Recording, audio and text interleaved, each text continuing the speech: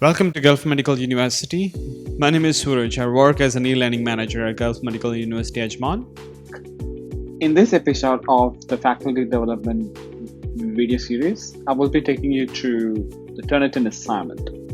As we all know, we give assignments. There are assignments which requires the similarity check, and there are assignments which doesn't. So this exercise, which we are going to do in a few minutes, is going to give you an idea how to use the Turnitin Assignment. And also, what is Turnitin Assignment? What are the features it has got? And how to manage your assignments and which all assignments you should consider. So all of these I will be explaining in another few minutes. So I've got a course here. The course name is Faculty Development Program. And on topic 1, I am thinking of giving an assignment. So I got a Turnitin Assignment 2, which you can find under activity, add an activity.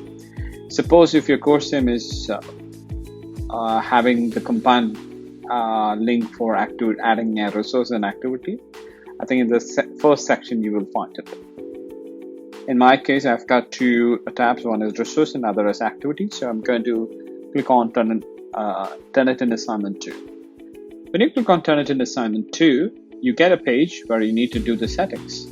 So the name of the assignment is going to be same as what you want the students to see.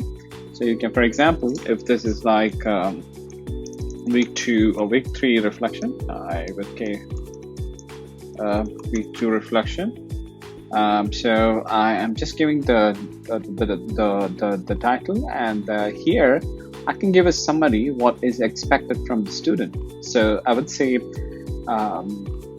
I want them to have a reflection on the lessons whichever I covered in week 3, or maybe a practical activity, and then you want them to write a reflection of it. So you can describe or you can give a summary, and this checkbox, if you enable it, then the summary will be displayed in the course description.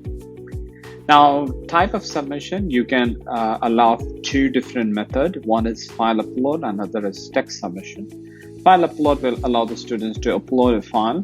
It could be PDF, document, or even from if they use something like a MacBook, a page format is also supported.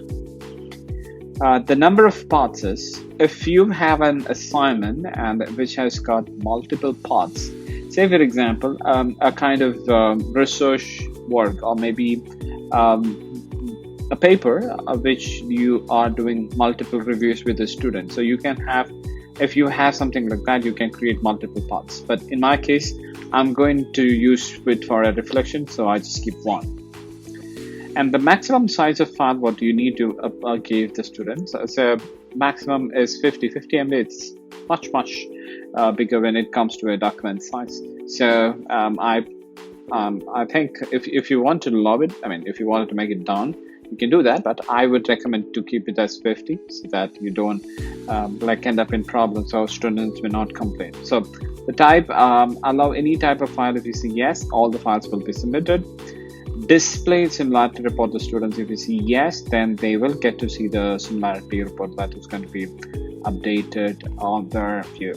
Here, how the grade has to be displayed, there are 2 options, either percentage or out of 100 or out of the maximum score. If you want to display this grade, that can be displayed. Now this is a bit very useful from the student perspective. So auto refresh grades, of course, meaning like whether when you make some changes to the score, automatically it should reflect, or it has to be updated manually. So this is the option we've got. I know a few of you may think that it is not reflecting in the grade as if now. Yes.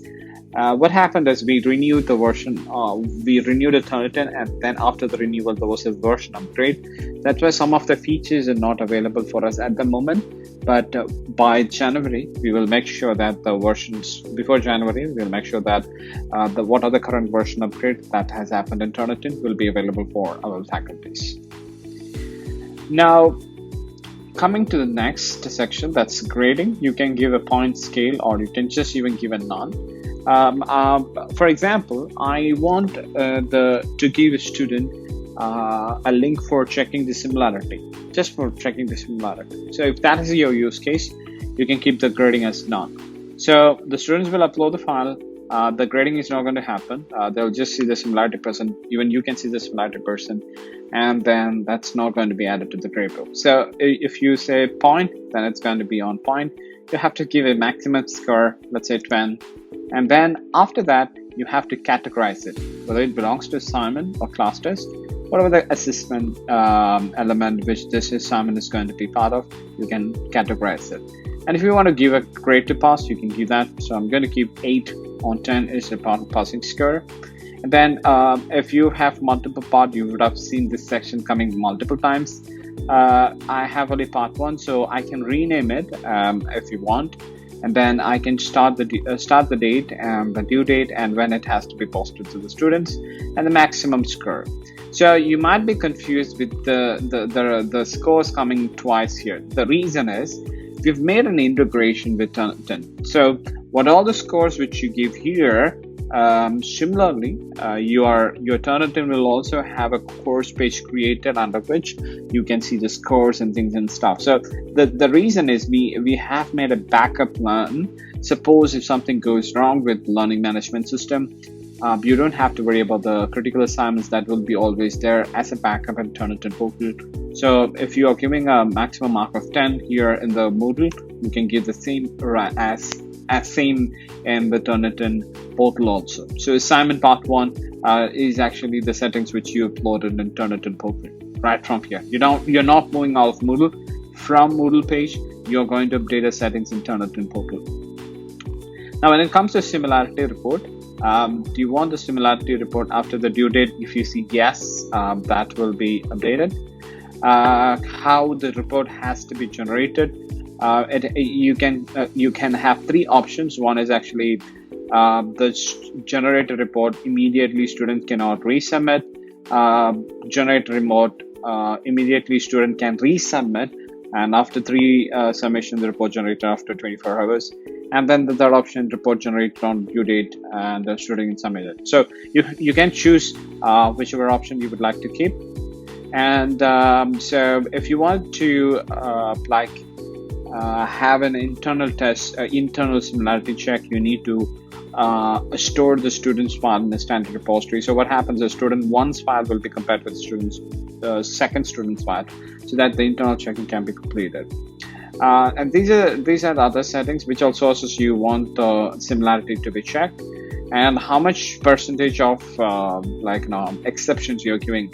Say for example, I'm finding some kind of exclude matches, like if I have got 5 consecutive words, I'm okay with it, or maybe 10 consecutive rows, I'm okay with it. If it does not, you can just give it empty if you don't have an exception.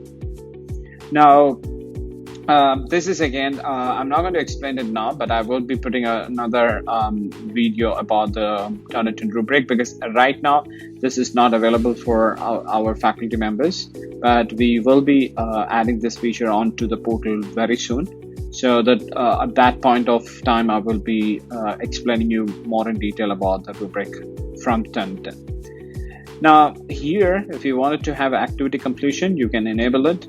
As I mentioned in my earlier video, you can click on the condition, pick the condition whichever you wanted to keep as a criteria, and then that's going to be added.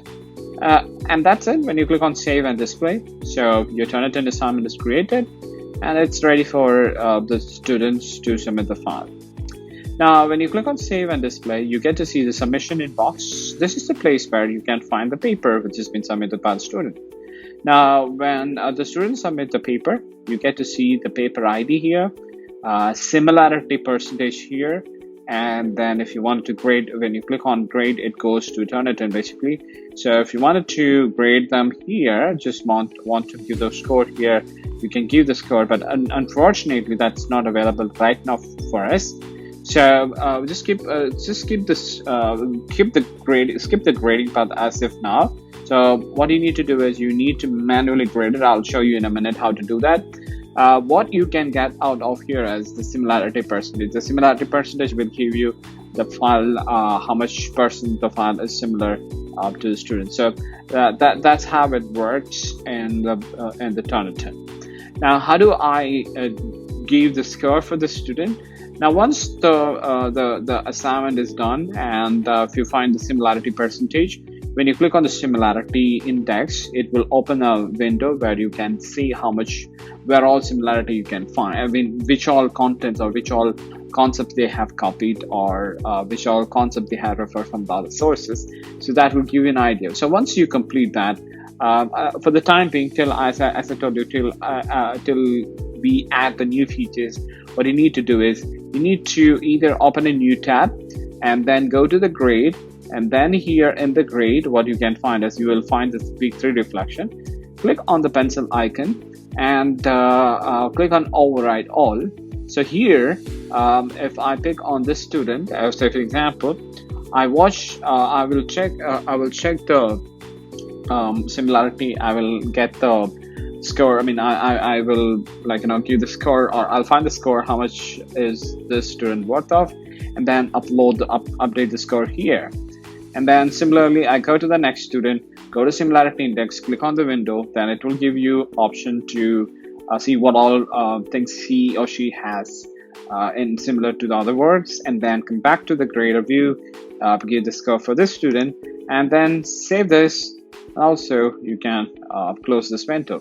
So once you complete that, you would find that the grading is completed and the scores are available.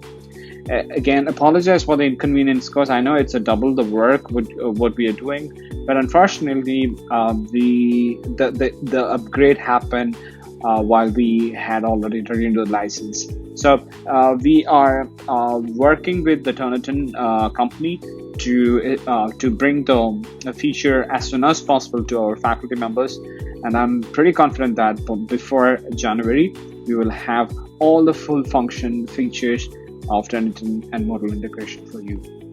I hope this video is useful for you. Please feel free to ask if you have any questions after watching the video. I will be more than happy to give you any support on this topic. Thank you. Have a fantastic day ahead.